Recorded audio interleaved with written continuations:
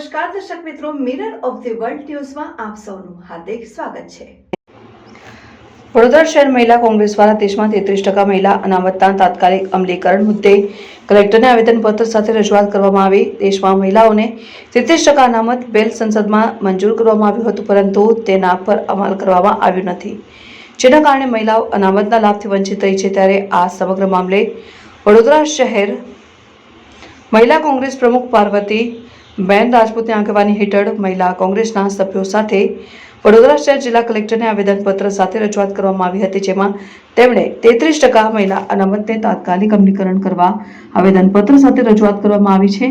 કોંગ્રેસના મહિલા શહેર પ્રમુખ પાર્વતી બેન રાજપૂતે આક્ષેપો કરતા જણાવ્યું હતું કે સંસદના બંને ગૃહોમાં 33% મહિલા અનામત બિલ મંજૂર થયું હતું અને ભાજપની બહુમતી છે અને વિરોધ પક્ષનું સમર્થન હોવા છતાં મહિલા અનામત બિલને લાગુ કરવામાં નથી આવી રહ્યું।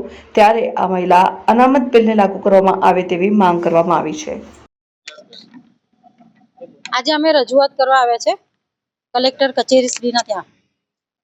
ભારત દેશમાં 33% મહિલા અનામત બિલ સંસદમાં પાસ થયું છે, જે સંસદ અત્યાર સુધીમાં એને બિલનો અમલીકરણ કરતી નથી।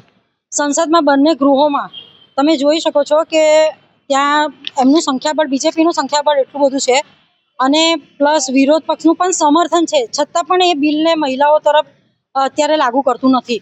એટલા માટે અમે અહીંયા આજે રજૂઆત કરે છે કે એ બિલને તુરંત લાગુ કરે અને મહિલાઓને એમનો હક મળે। પાર્વતી રાજપૂત, વડોદરા શહેર મહિલા પ્રમુખ।